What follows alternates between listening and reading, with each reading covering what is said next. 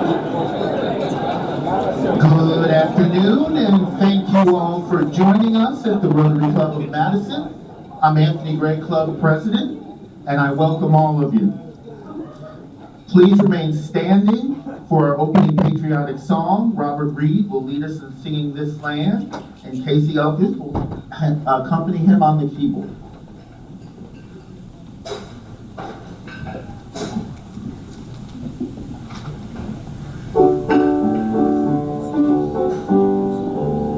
This land is your land, this land is my land, from California to the New York Islands, from the redwood forests to the Gulf Stream waters.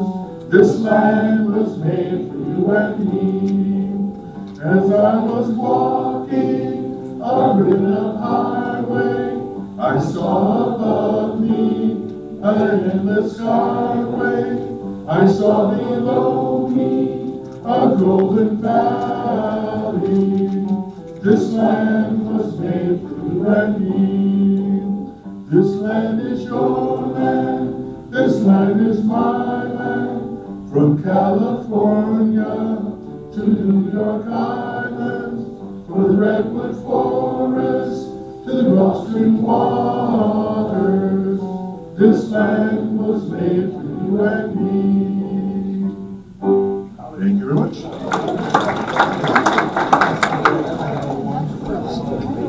Our meeting today was sponsored by Dory Hosick on behalf of Can Do Canines and her brother Roy, who is with us today.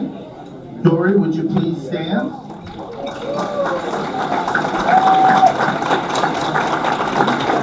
Dory has been a member of our club since 2008. She spent 35 years in her career as a board-certified ocularist, fitting and fabricating custom ocular prosthetic eyes for patients. She sold her company in 2017 and has been an active volunteer for many organizations since then, including our Rotary Club. Dory is currently looking for office space as she is planning to return to her professional work soon. Our thanks to Dory for sponsoring today's tape.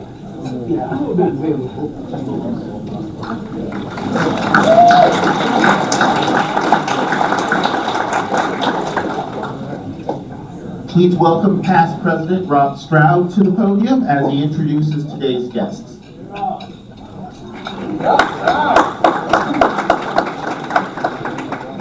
Hi everybody, welcome to Rotary on April Fool's Day. So Dory didn't just sponsor the meeting, she sponsored almost all the guests. So I'm just going to say all these are guests of Dory Hosick. We have Lucy Brown, Steve, I'm sorry, I should have said that. If you're a guest and I mention your name, please stand, remain standing, and when I've introduced all of the guests, we'll welcome you as a group. So let's start over again. Guests of Dory Hosick. First, Lucy Brown, Steve Collins, Mike Foy, Roy Hosick, who's already been introduced once, Stan Kutin, Amy, Andy, Paulos, Dan Rossmiller, Sally Rossmiller, Ted Roberts, Barry Stoner. That's it. Okay, in addition to that, the program committee has two guests today, Lisa and Nick Fugaro, right up here in the bow. And in addition, Cheryl Canto has two guests, Christine Cook and Kelsey Thatcher. Steve Elke brought his wife, Shelley Weber. Tom Linfield is here as a guest of Connor Moran. And Dick Lovell also brought his wife, Cindy Lovell. And that's all of our guests. Welcome, all of you.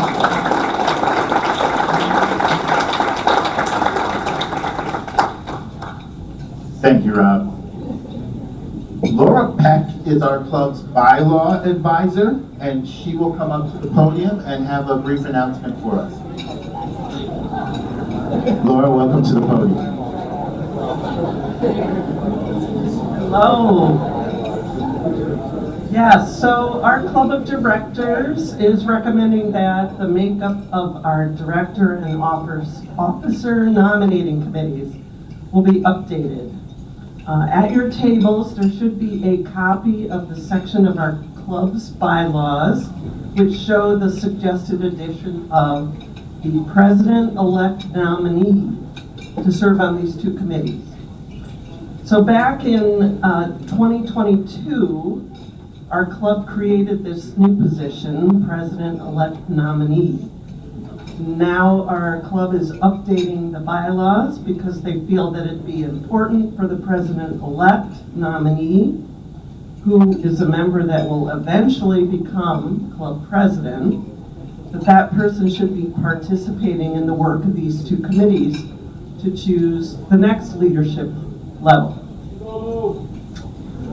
President Anthony will call for a vote 2 weeks from today. You can read it on your tables or in the email that's coming on Friday. Thank you very much. Thank you, Laura. The annual Rotary Tri-Con event that brings together Rotarians from 3 different districts is coming up April 17th and 18th at the Kalahari in Wisconsin Dells. They have a one-day, Saturday-only registration designed for those who want to experience the energy, fellowship, and inspiration of Tri-Con in a single impactful day. There's a QR code on the table tent so you can register if you're interested in attending. We now have some birthdays to celebrate with a bit of wisdom or humor that complements Rotary's mission. We encourage members to make a gift to our foundation's Community Grants Endowment Fund that represents their age, rounded up to 100, for our Synergy Scholarship Fund. On March 30, we have Bob Graebner, who shares this quote from Richard Flanagan's Question 7. Experience is but a moment. Making sense of that moment is a life. April 1st, Ron Janke. April 1st, Bill Zeineman. April 2nd, Nick Curran. April 2nd, Philip Petrosky. April 4th, Marcio Sierra. April 4th, Steve Wallman. Many thanks to our celebrants for their contributions to Madison's Rotary Foundation Community Grants Endowment Fund. Please join me in wishing them the very happiest of birthdays. Happy birthday to you. Happy birthday to you. Happy birthday, dear Rotarians. Happy birthday to you.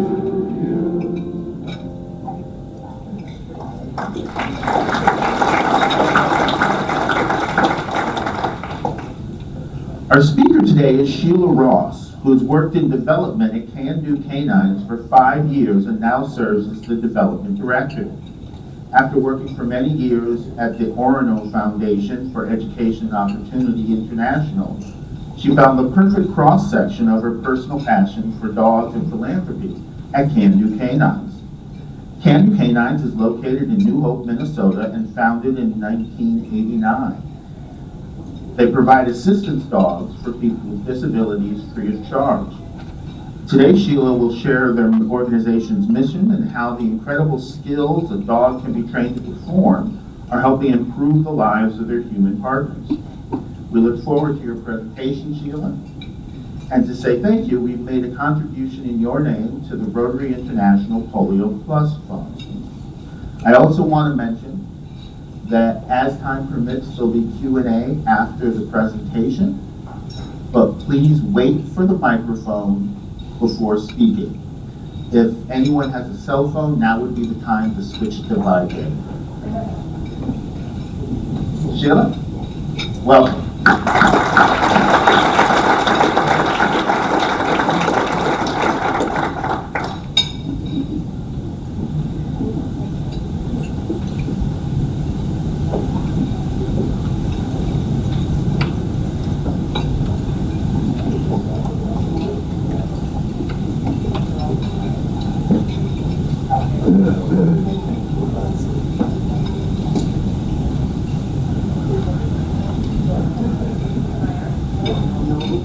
How about now?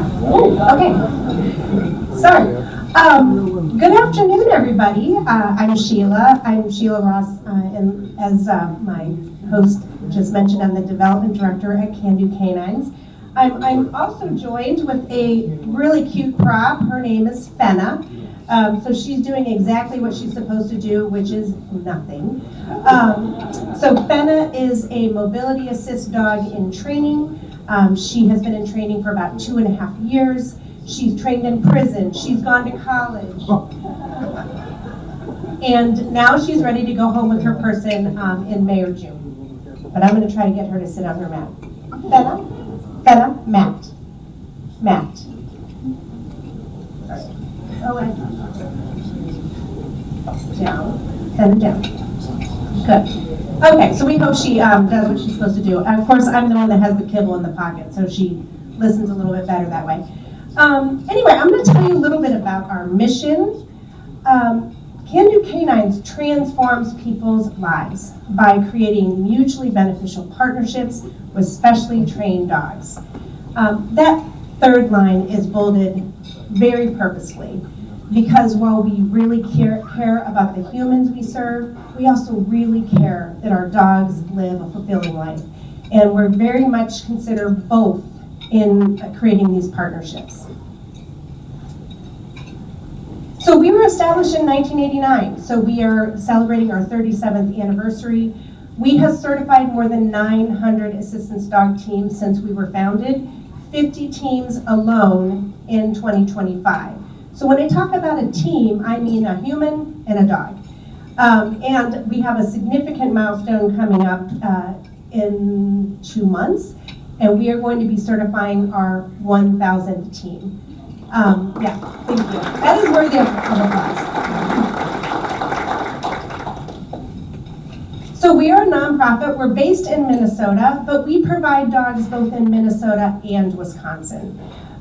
So it costs about $45,000 in training, resources, all of the veterinary costs to get a dog like Fenna ready to go for over 2.5 years.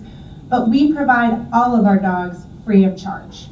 That is who we are. That's part of our DNA. We're very proud to say that all of the 1,000 dogs that we have placed free of charge. Thank you. So we train for 6 different types. Like I said, we talked about mobility. And I'm going to just go through each of our programs briefly. I have a couple of short training videos just so you can see how the dogs are trained in particular skills. But mobility dogs, that is our biggest program, meaning the majority of the dogs that we place every year fall within this program.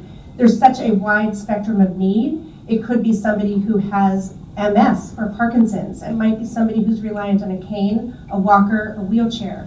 It could be somebody with a balance disorder. So there's a wide spectrum of need, and all of our dogs are trained with a base level of mobility skills.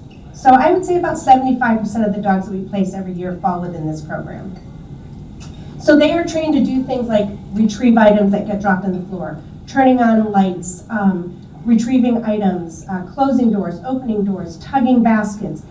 Can you believe that these dogs can also be trained to help with laundry? They can actually get their whole body into a washer, take the clothes out of the washer, put it in a basket, drag it across the floor. I mean, it's pretty miraculous. My kids don't even do that. So I'm going to introduce you to a dog named Zelly. And she is training to be a mobility assist dog, and this will show her training. So this is at our campus in New Hope, Minnesota. She's nudging her person. She's retrieving a medical bag. This is where I can tell, she's helping with laundry. She's going to drag her basket for her person to the other room. Opening doors, turning on, I guess she's doing the lights. So there's Zelly. There is sound to go with those videos, but I'm just going to talk through it. But anyway, Zelly is still training, and she'll be going home with her client shortly. We also train for hearing assist. So these are for people who are hard of hearing.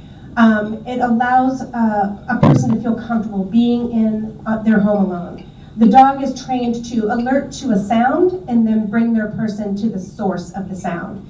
It could be their name being called from the other room. It could be a fire alarm. It could be an oven timer, their phone. And so this was the program that we started with 37 years ago. This was our original mission, was to train hearing assist dogs. And I'm not going to show you a video about a hearing assist dog because I'm going to introduce you to Gwen and her hearing assist dog Anton in a few minutes, and they can do a much better job. We also train for seizure assist. These are dogs that are trained to respond to a seizure. So when their person has a seizure, they are trained to prop them on their side, to put them in a safe recovery position. They're trained to lick their face or their arms to help bring them out of the seizure quicker. They're trained to retrieve a medical bag or push an emergency button. And so again, these can be really life-saving dogs. And this is a video showing Reese, who is now actually a working dog. So he's depicting some of the skills that he's learning. He's trained to respond to when his client is having an active seizure. There's a help button that he's trained to push. Here he's going to demonstrate how he rolls his person over on the side, and they'll keep them in that recovery position. He'll go to another room, retrieve a bag, a phone, a person.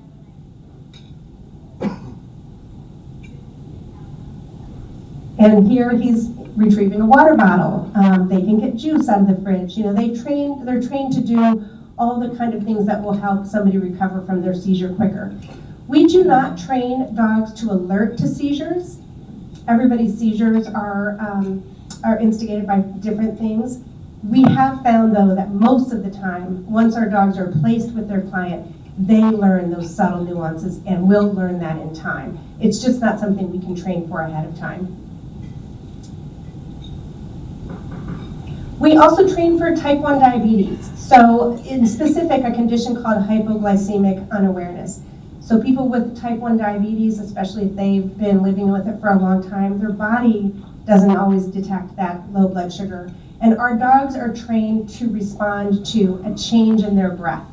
There's something very specific that happens with someone with type 1 diabetes when they're experiencing a low, and our dogs are trained to smell that and to alert them.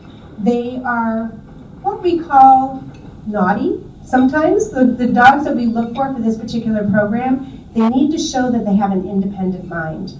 Because imagine that if you're a diabetes dog and you're doing what you're supposed to be doing, which is nothing, but I'm in trouble, I'm experiencing a low, the dog needs to be smart enough to know, I know what you told me to do, but I'm going to break the rule to keep you safe.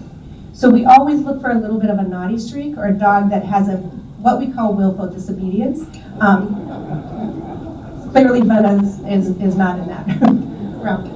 But these are the dogs that are truly life-saving, especially in the middle of the night. If somebody's experiencing low, it is an extremely dangerous situation. And so these are truly life-saving dogs. And this is Wiley.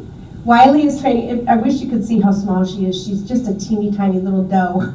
But so you'll see that she's nudging her person persistently. Hey, you need something, you need something. She'll go and fetch her a medical bag, glucose tabs, juice out of the fridge. She's not asked to do that. She is doing that automatically because she knows her person's in trouble.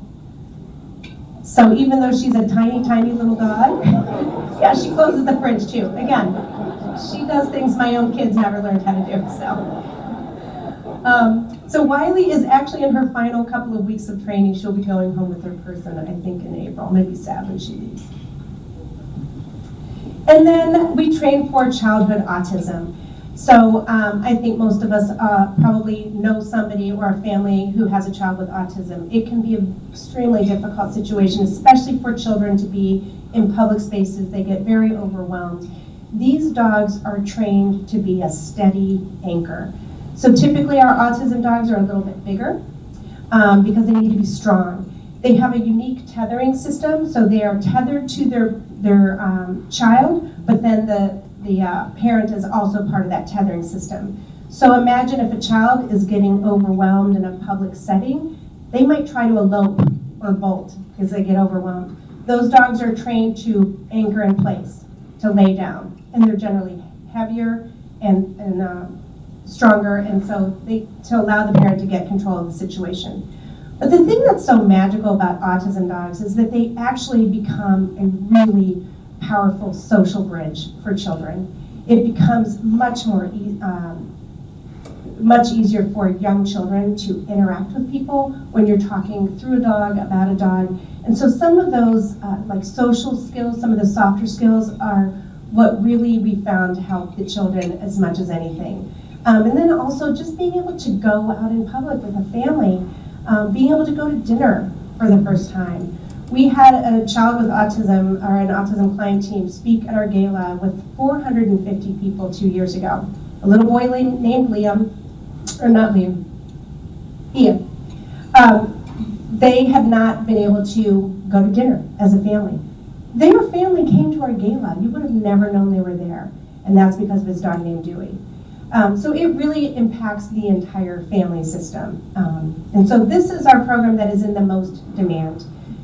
We have a wait list of at least 3 years. So yeah, it's very difficult. The demand is very high and the supply is very low. It takes a really unique dog to do that kind of work. So imagine this dog has to know during a time of conflict or upheaval, they need to lean into that experience and not flee. And so you can't teach that. That's just who they are as innate beings. And so it's a supply and demand thing, but also these dogs just change lives for the entire family. So this is a sibling pair. This is Waylon and Waverly. They both became autism dogs. They're both part of the same litter. You'd never know it because one looks very golden retrieverish and the other one looks very lavish. They're a mixed litter. But they both became autism dogs. They're both working now with their clients or with their young children. And again, you'll see that there's a unique tethering system where Waylon is saying he's getting help, showing how they do interactive play to, again, encourage those social interactions with children. They can become just a steady presence for the whole family. And that's Waverly. So there they are. Now they're both working. Actually, they had quite a bit litter. I think there were 7 in that W litter. There was Wasabi, who became mobility. Wen became mobility. So it's just fun to see these big litters of dogs and who they become as grown-ups. And then finally, this is our most recent program. We just added this about 2.5 years ago.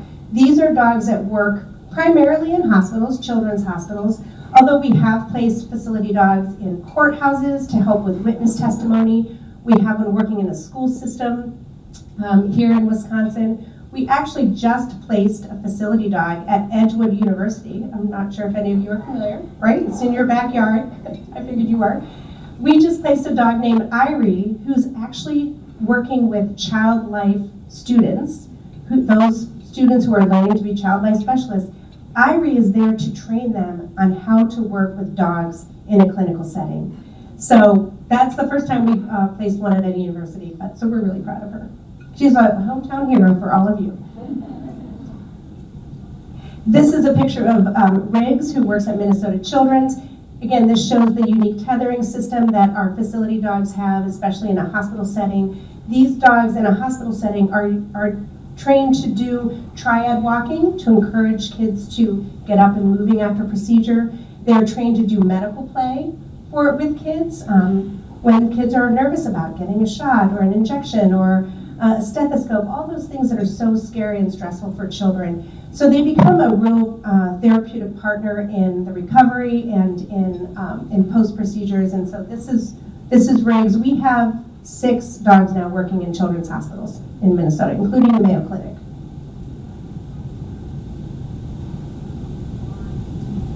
Okay. All right, I'm going to keep an eye on the time. I'm going to do this really quickly. How does a dog like Fenna become Fenna? Well, it takes about 2.5 years. Most of the dogs are part of our breeding program. I don't know if any of you are hunters in the room, but the breeding is extremely important, especially when they're bred for a purpose. So our outcomes are much better when the dogs are purpose bred. So 85% of the dogs come from our breeding program.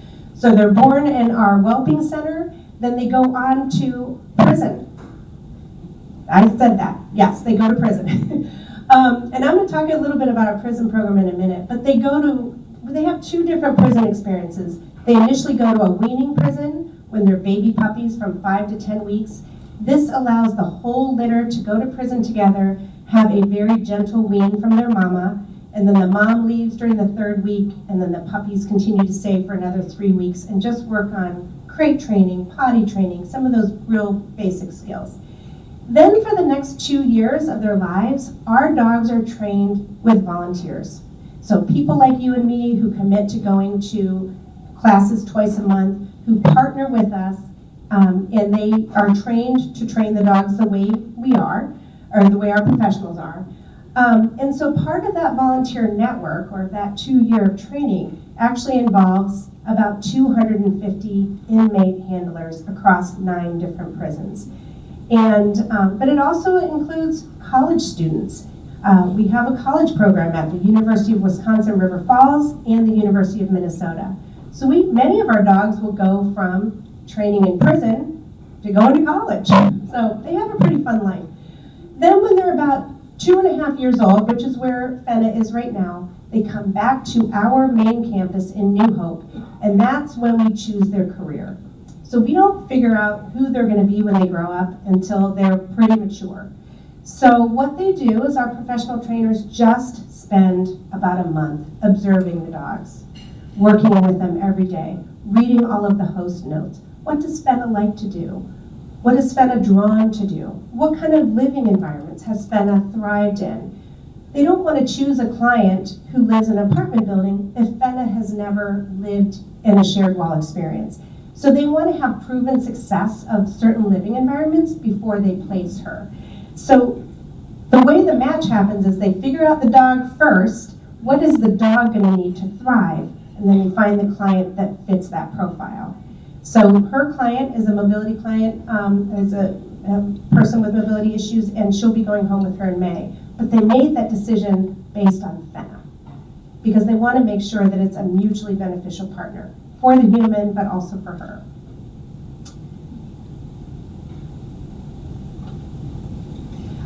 We talked a little bit about our volunteers, 845 volunteers in 2025. We would shut our doors if we had to pay for all the amount of time that is spent training and caring for these dogs. So we are incredibly grateful for that enormous army of volunteers.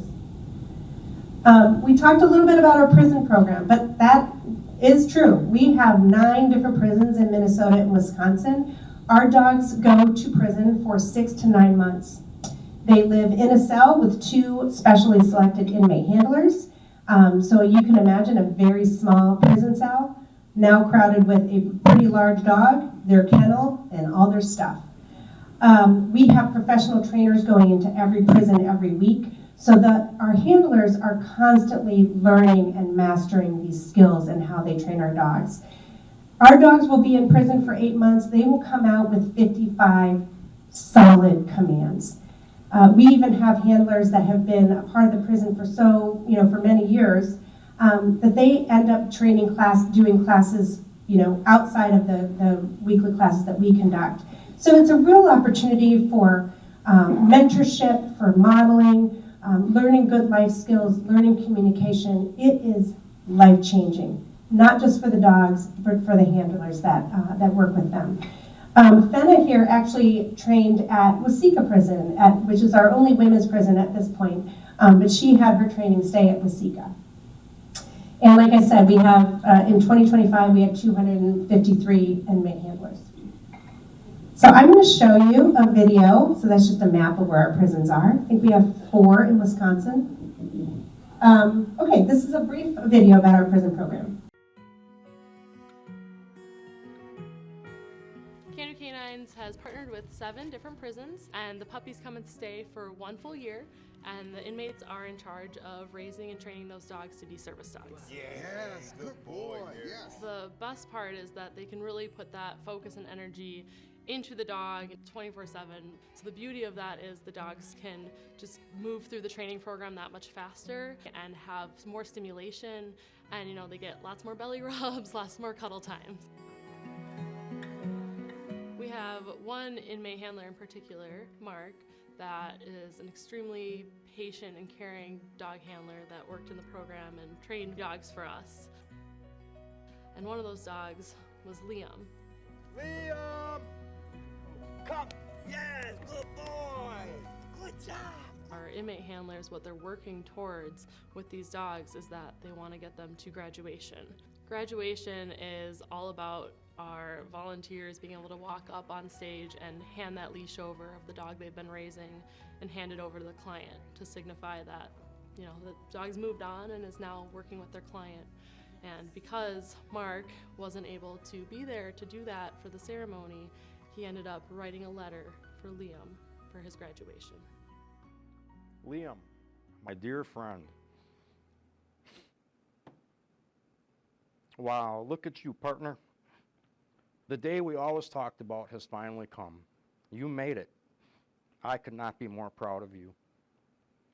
As you embark on your new adventure of enriching the life of another, I want to thank you for enriching mine along the way, for teaching me to persevere for the sake of someone else when things got tough and I wanted to run, for helping me to consider the bigger picture and not just the one right in front of me, for teaching me that life is much better lived when it's made more about others and less about self, for giving me a clearer picture of loyalty, trust, and unconditional love,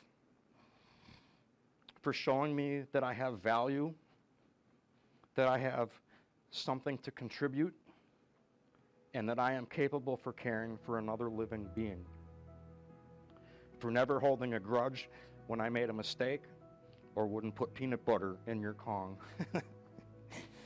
And last but definitely not least, for giving me a reason to believe in myself and my family a reason to be proud of me.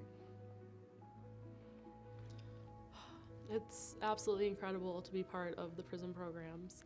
I get to see these inmates really, truly grow and change, not just in their dog training skills, but in their people skills that they can use when they get out one day. And they get the unconditional love of a dog again. But you've got a job ahead now and a new life to impact. This is what you've prepared for, and I have every confidence in you. Okay, get the brush. And give.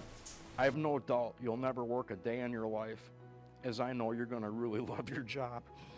It's simply who you are.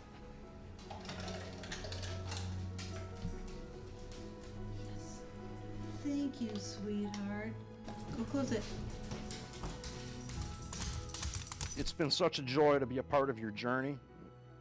You've taught me at least as much as I ever taught you, and I am honored to have had you at my heel and at my side, and I'm incredibly blessed to have had a cellie as cool as you. And even though I'm still finding your hair and all my stuff, you'll always have a place on the great mat in my heart. So go forth, boy, fight the good fight, and continue to make a difference all of your days. I'll always remember my furry friend, Daddy Marc. Ah, jeez. Yeah, so, yeah, he's a special boy.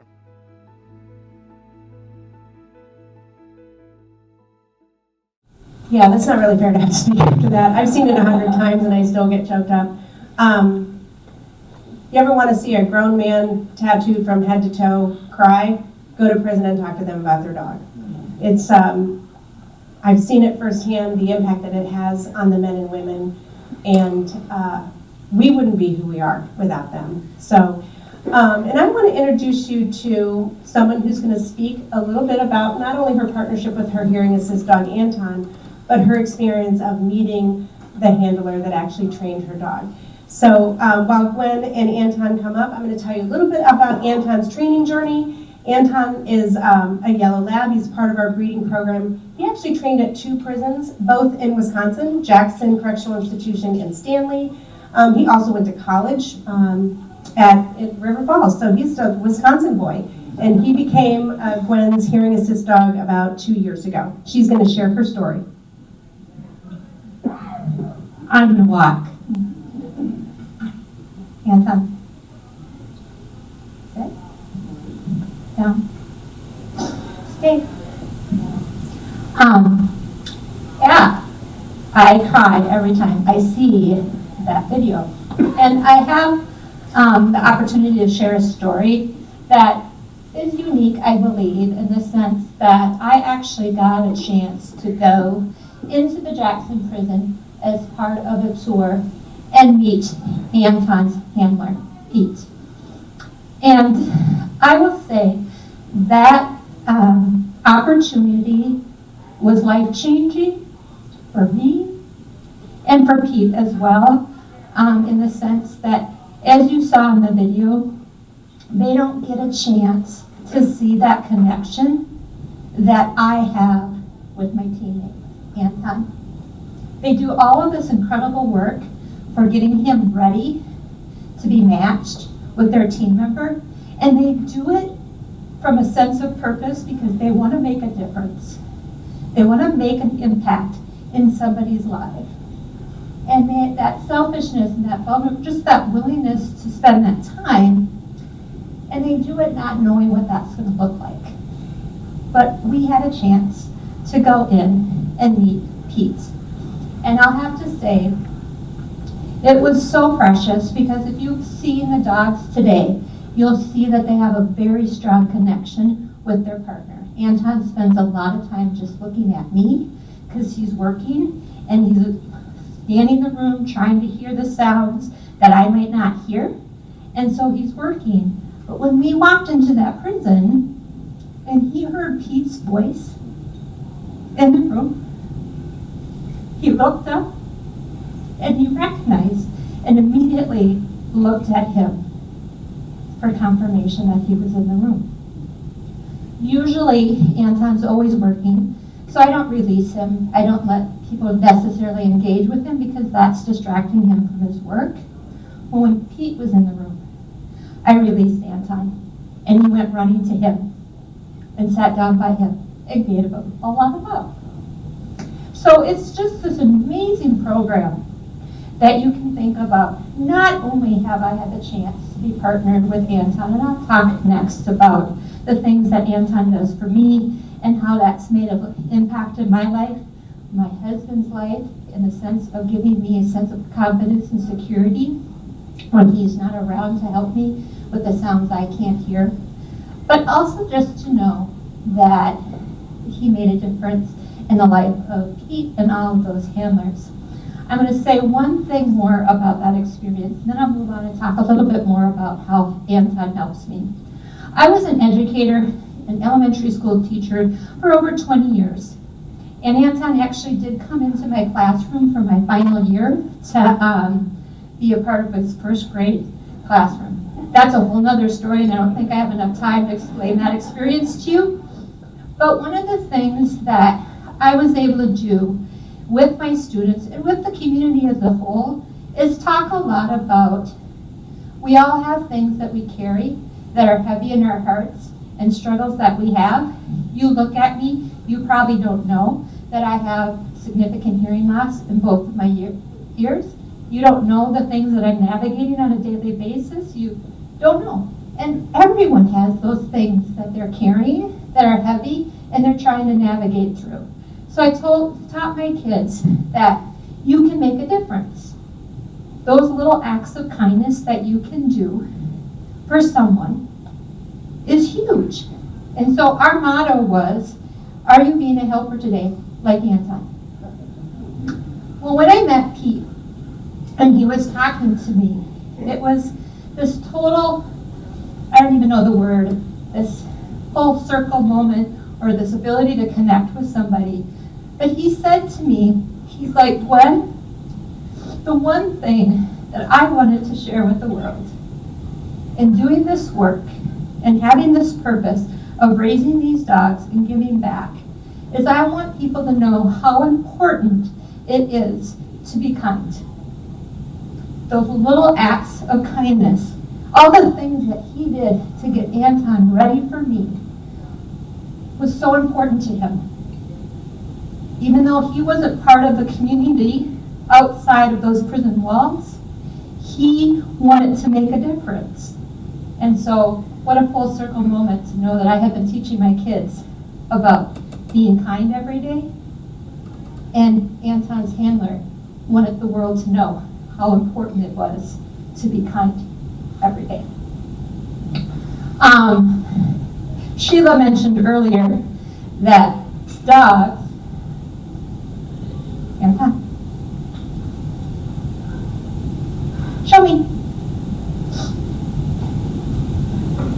So he is in a position where he was given a command, no, but he needed to break that position by a dropped item. He also alerts me to my name. In this room, when everyone was talking, I heard maybe 20-30% of any conversation, and that might have been me reaching a little bit. But if somebody was trying to get my attention, especially think about my classroom, time. Stay. In my classroom, if somebody was trying to get my attention, when I was working with somebody, my kids knew that if they said my name, that he would come get me. Yes. Oven timer. Doorbell. One of the things that I remember when Sheila, I'm trying to make sure I have enough time. When we were getting interviewed about my needs and what I would want from an assistance dog, my husband was there and my son was there, and we were talking about what happens when mom's in the house by herself and all the sounds that I can't hear. And one of those things is smoke alarms. When I'm sleeping at night, I will not hear a smoke alarm go off. And my husband is very pragmatic. He solves problems. He's a go-getter. He just gets it done. But at that moment, he shared, he's like, yeah, when I leave Gwen at home, when I'm traveling or I'm not around, I worry about things. I worry about her not hearing. And another, like severe weather, there's a standing joke in my family. They'll talk in the morning about, did you hear like the trees are going? And I'm like, yeah, they have no clue what you're talking about. There's trees down in the backyard, but like it's fun to joke about it, but at the same time, Greg said, if I'm gone and there's severe weather, one will have no clue. And Anton's been trained to alert me to severe weather sirens. And so it's those little things that seem sort of simplistic, but at the same time, it keeps me safe. I can't say enough how much I appreciate Can Do Canines, the work that they're doing as an organization. Let me say that again. Anton keeps me safe. And they provided me that dog. It's wonderful. He's my best friend, free of charge. Because of the work the volunteers do, the work that Pete did in the prison system, to give me that that sense of confidence and security. Going back to that idea, we all walk with some weight that we carry every day. It looks different for people and what they're experiencing. But Anton, with those beautiful brown eyes, has taken a little bit of that weight off of me. I have progressive hearing loss. This isn't going to get better. My hearing loss is only going to get worse. And so knowing that I have Anton by my side is life-changing. So thank you for letting me share my story.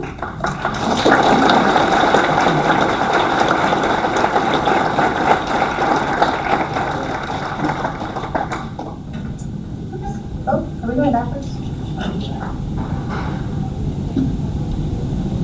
Sorry, I think I'm going the wrong direction. I know we're down to 5 minutes, so I'm going to blow through the last part really quickly. This just gives a little bit of a snapshot of our work in Wisconsin. We've had 82 client placements in the state of Wisconsin, 48 active teams right now, including our friend up here in the front row, Nick, and his mobility assist dog, Bosco. And we actually have 34 people on the wait list right now from the state of Wisconsin. There's Nick and Bosco. We also recently placed a dog at Edgewood University, so that's Irie. I think I talked about that a little earlier. But what can you do? Share our story. We don't want to be the best kept secret in Wisconsin. We place a majority of our clients in Minnesota. We want to grow and serve more people here. We all know people who could benefit from an assistance dog. Now you know we exist, so share our story. There are actually volunteer opportunities. I know that seems strange. We're located 4 hours away, but especially around our prison programs, they're often looking for 2-week homestay hosts, so that there is an opportunity for that if you're interested. You can sign up for our newsletter, stay in touch with us, and so that QR code will go right to a sign-up sheet for that. And I'm just going to pause there. I know we only have about 6 minutes for questions, but before we get there, I just want to say thank you again. This is so important to us to be able to spread the word, to have such a big crowd of people. Please continue to share our story. We have dogs and we want to help people. So thank you so much for this opportunity. Dory, thank you for hosting us. We are so grateful.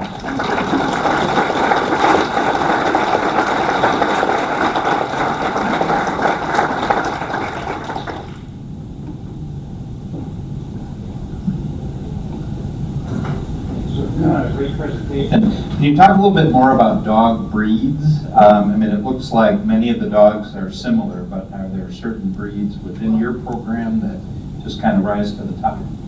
Yes, you'll notice that we train mostly labs and lab mixes. That's what we breed. That is because, quite frankly, labs love food. I don't know if you've noticed. Fenna really likes her kibble. It's in my left pocket. She's very aware. They're very food motivated. They have the right temperament. Size-wise, they're generally, pretty solid size, although we get smaller labs as well. So all things considered, it's just the best breed that we found for this. We do also do some mixed litters with golden retrievers.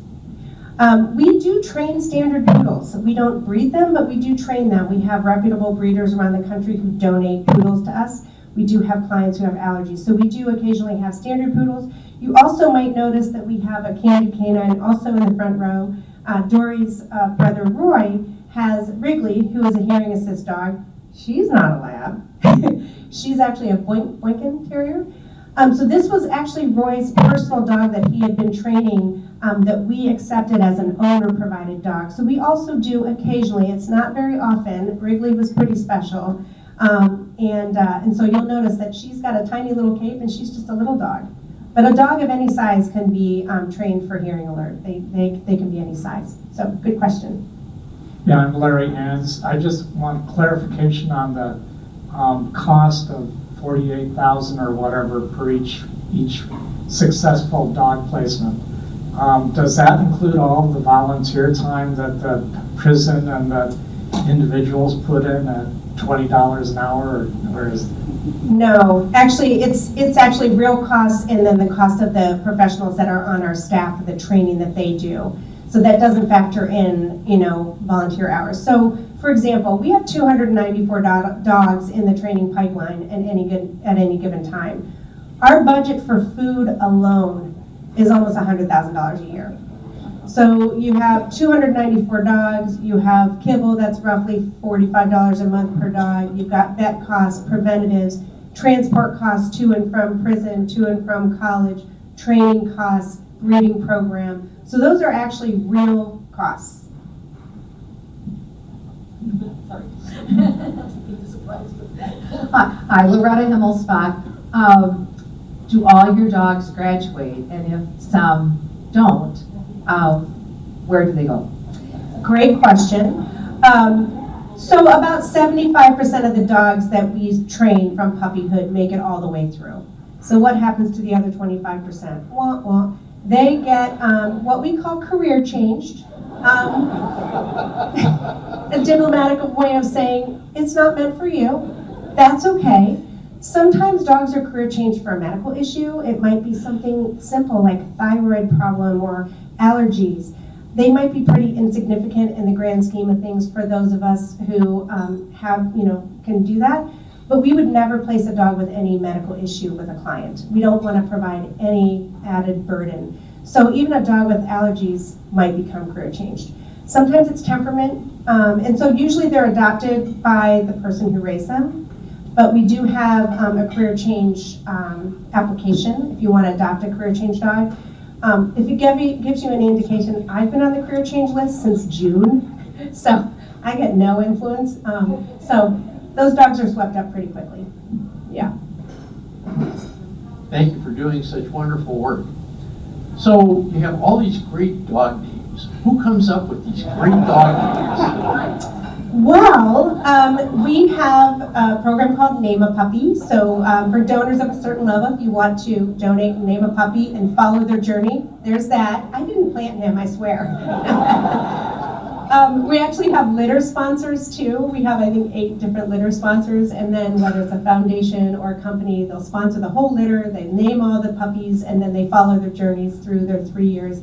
So our Name a Puppy program is super, super popular, but more than half of our dogs are Name a Puppies. So I believe Fenna was Name a Puppy. Yeah, dogs that come from our breeding program, when a litter is born, they all have to start with the same letter. That's our policy. So for example, the K litter was just born 3 weeks ago. Her mama was Poppy, so we call that whole litter the Pop-Tarts. But they're all their names are K, and I think the L litter was just born last weekend. So yeah, we just keep cycling through the alphabet. We've got a question back here. Adolf Gunnarsson, great to hear about your work. Thank you. I'm wondering if you ever place dogs with mental health recovery programs. We do not. We do not train for PTSD, although I think that is a very valuable program. What I will say is our dogs fulfill that function anyway, but that is not what they're trained for. That is more of a secondary benefit of having an assistance dog. Especially, for example, our veteran clients, their presenting disability might be hearing loss or seizure disorder, but they often are experiencing PTSD as well. But the dog is placed as an assistance dog primarily. Oh, I have one more question here. Can you talk about how the clients stay connected, if at all, with the inmates? Yeah, so staying connected with the inmates, not necessarily, because typically the inmates don't know where their dogs go. This situation, like when we take a prison tour, actually I have a prison tour coming up for Fox Lake on May 21st. We like to take donors to our prison tours to experience that. And I like to bring a client team with me, specifically a client whose dog trained at that prison. So that's a pretty unique circumstance. So what I will say though is that we have several inmate handlers who are no longer incarcerated, who've been released, who now volunteer for us, host for us, speak at events. Fun fact, and I don't even know that Roy knows this, he's on our board, we just hired a former inmate from Waseca Prison. She's now working at our Whelping Center, and she'll be being a program trainer. So in those unique circumstances, there might be a connection, but most of the time not. We always video our graduation ceremonies, and all of the prisons get access to that, so they know where their dogs, they will eventually know where their dogs end up. Yeah. President Anthony, do we have time for one more question? Great. I would like to know how the dogs get their relief time and play time or rest time or whatever. Yes, dogs are dogs, and they like to play, and you'll notice Penna's getting a little restless. I will be walking her around the blocks. So when they're in our kennel for final training, they get a lot of downtime. So for example, they have 2 organized play groups every day. It's like preschool. They know which dogs like each other, which one likes the blue ball, which one plays tag until it's exhausted. So they have 2 organized play groups a day. We have volunteer walkers. Our dogs get walked every single day. We have volunteer groomers. I also found out recently that we have a massage therapist that comes in on Thursdays and Fridays. Not for us. No, our dogs. So they have a really good life. When they're working with their client, they're not on duty all the time. You know, a dog like Anton and Riggs, or Wrigley, you know, when you're an assist dog, a hearing assist or an alert dog, you're always on. But typically when their cape goes off, that's their time to be a dog. And so once the clients are placed with their dogs, it's really up to them to ensure that their dog gets relief. But when they're in our facility, they get lots of playtime. Yeah, good question though, thank you.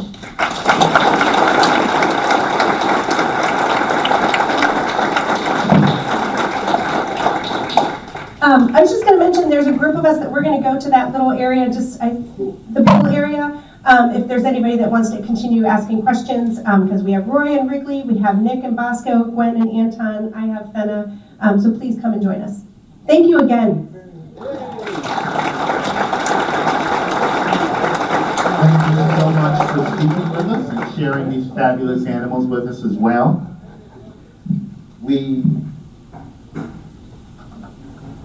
hope that all of you will join us next week, and this I'm going to do. We'll hear from Dr. Chiang Chang, the director of the Weissman Center, who will speak about autism research and treatment. So, again, thank you to everyone who joined us today. I hope to see you next week. And if you need to, they said they'll be out by the pool, so they'll continue taking questions and you'll get to see some of the animals. But we do not pet them, they're working.